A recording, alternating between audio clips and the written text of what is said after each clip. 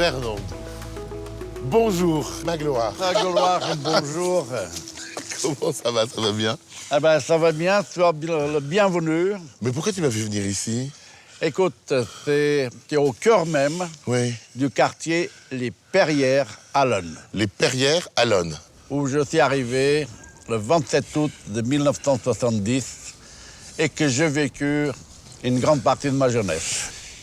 Et tu arrives ici, en 70, qui habitait là autour? C'était un quartier très animé. Il y avait des Espagnols, il y avait des Marocains. Si on prend cette première migration, ils sont venus chercher quoi? Alors moi, je suis venu chercher Tes quoi? parents, ton père, il est venu chercher quoi? À manger pour ses 7 enfants, pour ses 8 enfants, 10 voilà, enfants. on peut dire ça. Moi, je suis venu chercher quoi? Du travail et une meilleure vie. Rien, non. À toi, à ton niveau. Rien. Emmené par papa et maman. Amené par papa et maman. Absolument rien. Et puis, je me trouvais dans un lieu, effectivement, un quartier, j'avais jamais vu les HLM. Et donc là, effectivement, j'étais rassuré. Très rassuré. La difficulté est venue beaucoup plus tard. Une, parce que je parlais pas le français. Deux, parce que je n'ai pas pu intégrer l'école de suite. Trois, parce que comme j'étais mature, que je me suis trouvé dans de nombreux conflits physiques. Tu t'es senti incompris et donc tu as tapé avec tes poings. Eh oui. Mais 13-14 ans, c'est les moments où Fernando n'aurait peut-être pu le perdre. Fernando, lui, à l'âge de 17 ans à peu près, il n'informe personne. Il va chez son employeur au Mans. Il demande son compte et rentre au pays. C'est pas vrai! Bien oui. Et j'ai pris le train sans carte d'identité, rien. Pourquoi ce retour au Portugal? Ma fugue vers le Portugal, tu comprends, explique que finalement, j'étais pas forcément à la bonne place, à ma place. Comment tu fais pour venir? Comment ça se passe? Maman va me chercher. Folle d'inquiétude. Folle d'inquiétude, bien sûr. Elle te ramène une militari en te tirant par les oreilles? Pas du tout. Pas du tout. Elle embrasse son fils comme du bon pain. Elle embrasse son fils comme du bon pain. Du bon pain. Et puis, il y avait cet amour de famille. Cet amour de famille, je ne pouvais pas refuser à maman de revenir, tu comprends? Parce que ta famille, vous l'aimez, vous vous aimiez? Ah ben oui. On a beaucoup bavé en enfant. Et on a été, une famille nombreuse, unie. À tous les instants, c'était la solidarité, c'était l'amour, c'était tout en ensemble. Tu reviens, ta mère te ramène Manu Militari. Est-ce que c'est à ce moment-là que le jeune, c'est plus le petit, c'est le jeune, le bientôt adulte Fernando, sait qu'il va devenir un homme, un entrepreneur, qui va gagner de l'argent? Il fallait absolument que je travaille. J'ai accepté tous les postes. Arracher des carottes, cueillir des tomates, des concombres, etc. Et là, le petit Fernando de l'époque est devenu un citoyen donc extrêmement intégré. Moi, je pense qu'après cette suite, ces complications pour vivre avec tout ce petit monde, Fernando, il est devenu un leader. Peut-être. Je voudrais juste que tu me montres l'immeuble où vous avez vécu pour la première fois. C'est quelle fenêtre? Celle-ci au premier étage. Oui. C'est l'appartement celui-ci. Donc là, c'était la chambre à papa et maman. D'accord. Et le balcon, c'était la cuisine. Quand ils sont venus, ils n'ont jamais pensé rester toute la vie ici. Leur objectif, c'est 10 ans en France.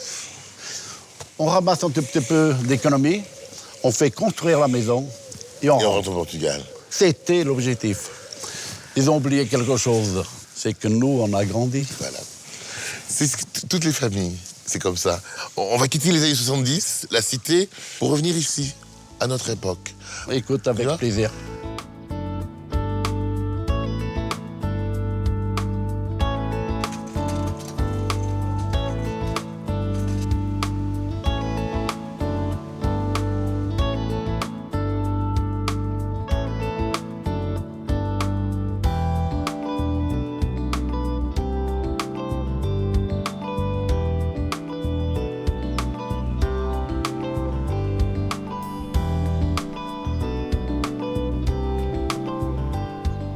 Qu'est-ce que c'est que cette grande fresque?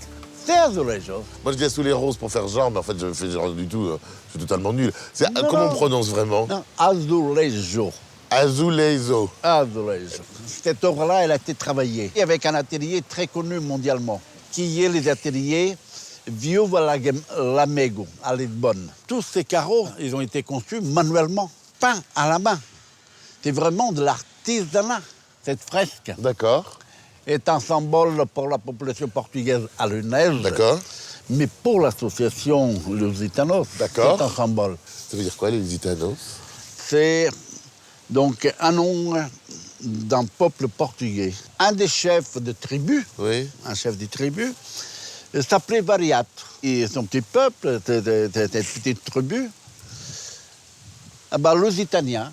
Est-ce qu'on peut dire que les Lusitaniens, c'est un peu la souche du peuple portugais? C'est notre Gaulois. C'est vos Gaulois à vous? C'est notre Gaulois. Je ne suis pas très expert, mais oui, on peut le dire ainsi qu'effectivement, oui. Donc l'association s'appelle Lusitanos. On va y revenir quand on sera avec l'association. Mais vous venez d'où? Alors, je viens d'une banlieue de Porto. Je suis né dans un petit bourg, je vais dire. Peut-être en voyant les photos, c'est plus parlant. Une petite favela. D'accord. Ça s'appelle Hermesinde, Hermesinde. qui est une quinzaine de kilomètres de Porto. De Porto. Et alors, est-ce qu'on voyait les petits bateaux, les petites barques qui transportaient le Porto ou pas? Le Douro, le Porto, il est connu. Aussi bien qu'on a choisi ces genres de barques qui est sur le Douro, qu'apporte le Porto, etc. Pourquoi la femme portugaise en avant aussi au premier plan? Je présume que dans toute l'Europe et dans tous les pays, hein, on est un peu macho. Ah bon? Les Italiens, les Portugais seraient machos? Oui, oui, Ah bon? oui, on est un peu macho. Certes, l'homme travaillait. Oui. L'homme apportait... De quoi vivre à la de maison? quoi vivre à la maison. Mais ensuite, ils allaient jouer à la bolotte portugaise au petit bistrot du coin. Et qui c'est qui élevait les gamins? Qui c'est qui allait faire la vaisselle? Qui c'est qui allait faire le linge au lavoir, etc. C'était une manière de reconnaître le travail des femmes. Mais bien sûr. De génération en génération. Bien sûr. C'est une très belle... Moi, j'en suis fier. Très, très fier. Vous pouvez vraiment. Ils sont où les Lusitaniens, là? Les Lusitaniens d'Alonne, ils sont là? On a certains qui sont là. Alors on va aller voir. On va aller les voir avec plaisir.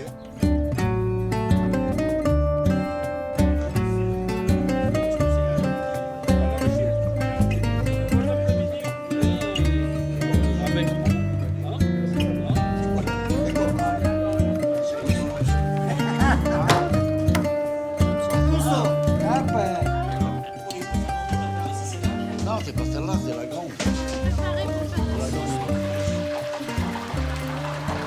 Là, on rentre dans la cuisine. On rentre dans le vif. On rentre dans le vif du sujet. Vous préparez donc des repas, des fêtes. Un peu vous aider à quoi faire, faire quoi? L'oignon. Ah mais d'accord, j'aurais bien fait de me taire. Qu'est-ce que tu voulais au départ d'en faire de cette association? Il y avait un objectif. C'était effectivement de faire découvrir notre culture, notre cuisine, nos danses folkloriques, notre chant, etc. C'était surtout parce qu'on voulait se retrouver entre nous, quoi. Et garder les traditions portugaises qui nous manquaient parce qu'on a émigré en France très jeune. Au jour d'aujourd'hui, ce que nous souhaitons, c'est que ça perdure dans le temps. Mais ensuite, il y a aussi la génération qui est de nos enfants. Ça adhère ou ça adhère pas. C'est compliqué. Notre rôle, c'est précisément leur dire, oubliez pas d'où vous venez. On a des jeunes qui viennent, il y en a. Mais on aimerait que ça soit beaucoup plus... Mais ma foi, il faut aussi vivre avec son temps.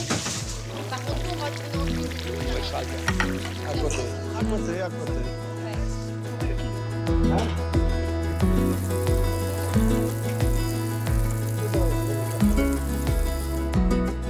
Magloire, prénom Philippe, bonjour, et Frédéric. On s'installe? Ah. Frédéric, quel est ton rapport avec le Portugal? Portugal? Ah, mes origines, mon pays, ma fierté. Voilà. Ça se voit tout de suite au sourire. Ah oui. Est-ce que ça a toujours été un bonheur de voir papa partir bosser à l'association? Un bonheur, oui. Parce qu'on n'a pas eu le choix d'y aller. Après, on a été bercés dedans, alors... En fait, avec l'association, il y avait un groupe folklorique derrière et on était danseurs obligatoires. Voilà, on avait la maman qui chantait, nous on dansait. Donc, dès petits, il fallait représenter nos origines, représenter notre culture et surtout montrer qu'on était un peuple respectable. On peut travailler avec lui dans le boulot, dans la vie? Moi, j'ai travaillé très longtemps avec lui. Aujourd'hui, je vais utiliser un mot simple qui va être le loup blanc. Parce que tout le monde le connaît. Donc, nous, si on faisait un semblant de bêtise, il le savait. Parce que les gens sur Alonne, sur Le Mans, nous connaissent. Ça, c'est quelqu'un de respectueux. Donc, il fallait qu'on soit respectueux. Et si on ne l'était pas, ça venait tout de suite à ses oreilles. Et il y avait la sanction qui tombait derrière. Donc, c'est difficile, oui. Mais par contre, il vous donne une force et un pouvoir qui fait que derrière, vous devenez respectable à travers les gens parce que vous êtes l'enfant de Fernando Villela. Voilà. Pour moi, aujourd'hui, ce qui compte, c'est que je puisse vivre tranquillement avec ma petite famille, leur donner l'amour et puis de leur garantir un tout petit peu quand même une petite place de confort. Mais je leur demande que ce confort, ils le transmettent à mes petits-enfants. C'est la pyramide, si tu vois, c'est ce que je demande. J'aimerais te présenter mes petits-enfants. Avec plaisir. Mes belles-filles. Alors, ils sont françaises. Et bien, la mayonnaise a le prix. Ben oui, mais certainement. Je me doute. Dis donc. Ils sont où? Moi, je me rappelle de Nolan et Timéo, je crois. Timéo. Donc, c'est les deux Bien. frères. Bien, Diogo. Bien, Abigail. Et Abigail, ce prénom extraordinaire. Et les belles filles, alors? Donc, Angela et Sabrina. Jolie famille. Il en manque une, quand même. Il en manque une. C'est toi, la maman. Et on applaudit très fort aussi. Merci à vous, les petits et les grandes.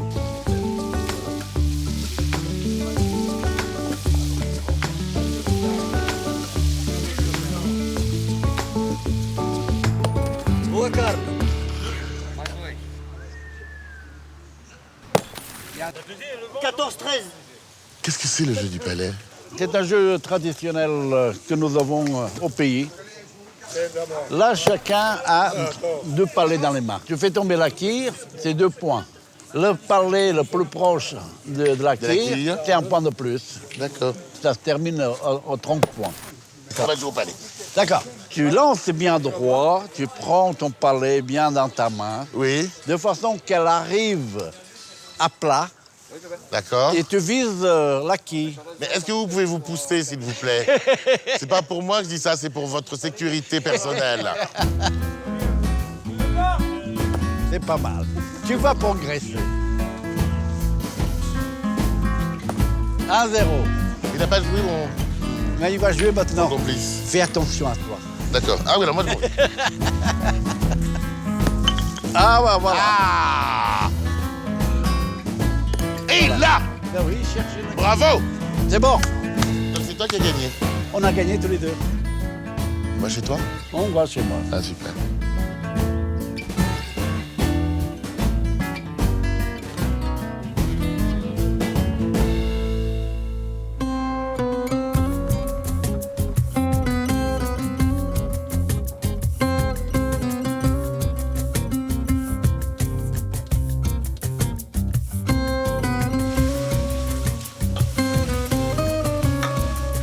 Ah, bonjour! Gina, t'es Et là, Je suis dans la cuisine. ça sent très, très, très, très bon. Ouh là là, qu'est-ce que c'est? Jardineira. Général, d'accord. C'est la jardinière. Et? Voilà. Bacalhau à Balache. D'accord. Je sais que la morue vient du cabillaud. Sauf que c'est du cabillaud préparé, séché. D'accord. Ah oui, desséché, d'accord, oui. Voilà. Oui. Ah, mais c'est ton frère, non? Ah, c'est Antonio. Oui, à toi aussi. Ça veut dire que ton frère, il habite juste à côté? Lui, il habite à Lonne même. Bah, on n'est pas loin, hein, 5 kilomètres. Et là-bas, au fond, la maison du fond, c'est qui? À gauche, c'est l'aîné, Tous les enfants sont là. Philippe et Frédéric.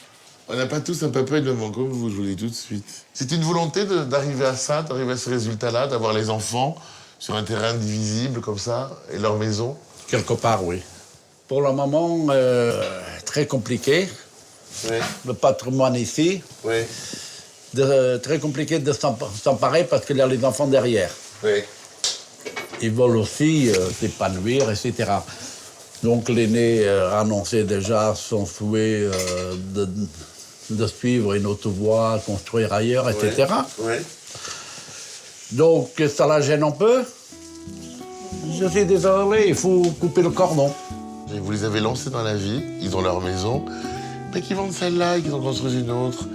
C'est pas pareil, ils se rendent pas à côté.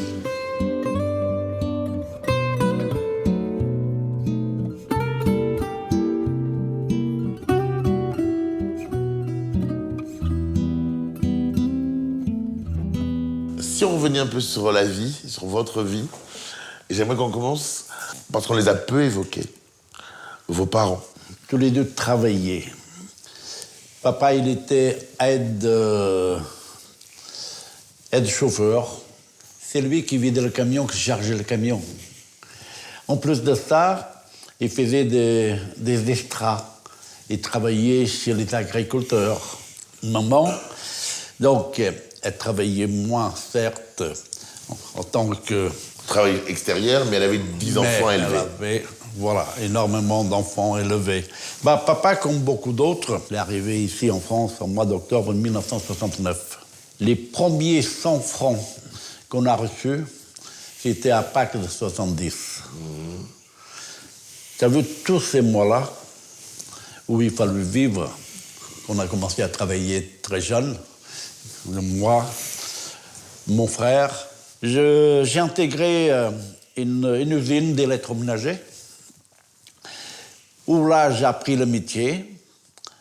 Déjà, à 13 ans, donc, on m'a confié le poste de responsable du secteur montage et réparation. Le petit chef était déjà né. Le petit chef, il était déjà né. Comment, à 13 ans, puisque c'est la responsabilité que vous a donnée votre papa de traverser cette frontière, est-ce que c'est une responsabilité? Vous avez peur? C'est la peur qui domine. C'est la peur qui domine. Mais même si on est mature, on reste encore un tout petit peu enfant. À Hendaye, quand on a eu notre récépissé d'entrée en France, l'autorisation d'entrée en France, on a pris le train qui devait venir Hendaye-Paris. Mais on devait sortir à Saint-Pierre-de-Corps, à côté de Tours. Ben, on a continué, on n'est pas sorti à Saint-Pierre-de-Corps, on est continué en direction Paris. Et il y a un moment, il y a le contrôleur. Contrôleur qui arrive, qui demande de payer le supplément, qu'on ne comprend rien. Maman qui se met à pleurer. Nous, les enfants, maman pleure. Qu'est-ce qu'on fait? C'est grave. Eh bien, on pleure. Hein, et c'était un drame. Et là, il y a une jeune fille d'une vingtaine d'années, portugaise, qui arrive. Et un monsieur qui ressemblait à un notable, tu vois, un monsieur qui nous dit, voilà, ne vous inquiétez pas, nous, on va payer, etc. Mais désormais, vous êtes sous notre protection. C'est l'ange qui est arrivé, tu comprends? C'est l'ange. Et cet ange nous a menés à la gare Montparnasse. Et là, effectivement, on est arrivé au Mans. Avec le recul aujourd'hui, c'est mon plus grand regret, c'est de ne pas avoir, par la suite, rencontré. Mais on lui avait demandé les coordonnées, mais il n'a pas souhaité les donner. Fernando, ce qu'il t'a donné, ce monsieur, il te l'a donné. Cesse de t'en vouloir de ne pas avoir donné à cet homme. Tu l'as donné au centuple à d'autres gens et c'est très bien. Le Mans, et on est là où nous étions, dans la cité, à Alonne. Difficulté de s'adapter pour toi, surtout. Est-ce que tu as senti du racisme aussi. Mais bien sûr qu'on a connu le racisme. Bien sûr. Parce que quelqu'un qui arrive dans le quartier avec des jeunes comme moi, etc., avec une éducation différente, etc., ça crée des étincelles. Il y avait du racisme. Mais il y avait aussi des gens qui t'ont accueilli, des gens qui t'ont beaucoup aidé. Et nous, on a été privilégiés dans ce sens. On va parler du boulot maintenant. Parce que le petit chef, même s'il était déjà né, la réussite professionnelle de Fernando, elle est incontestable. Vous avez commencé à grimper les échelons après le mariage. Bon, et qu'est-ce qui s'est passé là? Il fallait continuer la vie professionnelle. Il ne fallait pas choisir son métier. Non, il fallait apporter des sous à la maison. J'ai créé ma propre société. De nettoyage. De nettoyage. Et en 1987, un petit bureau, tiens, 5 mètres carrés. La boîte. Un téléphone, OK, un répondeur. Et on continue à travailler dans le bâtiment. Il fallait bien vivre. J'ai démarré tous les métiers en bas de l'échelle. Plus petit. En bas de l'échelle. Et je les ai gravis. Donc, il faut se dire qu'à un moment ou à un autre, ça peut se déclencher, mais il faut y croire. Qu'est-ce qui est portugais chez toi aujourd'hui et qu'est-ce qui est français? Les origines, on ne les change pas. Mais maintenant, je prends l'équipe de France qui joue contre le Portugal. Je vais dire, je défends le Portugal, je soutiens le Portugal.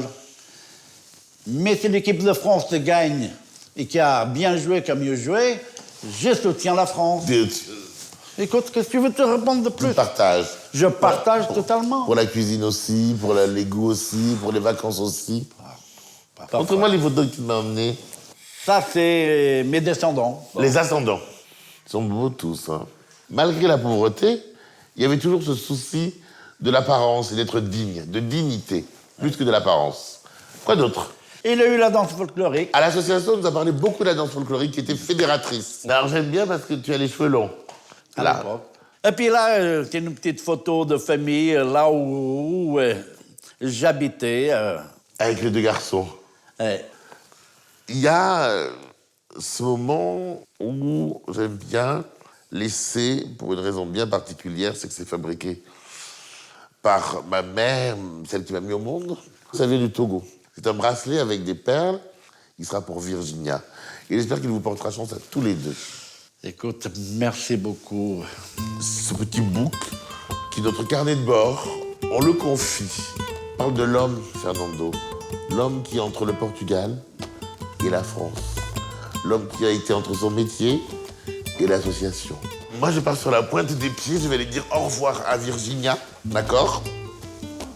Ce que je voudrais te dire, c'est que ce que tu nous as donné, tu nous l'as donné franchement, et merci beaucoup. Au revoir, Fernando. Au revoir, Malgloire. Tu réussi à le dire.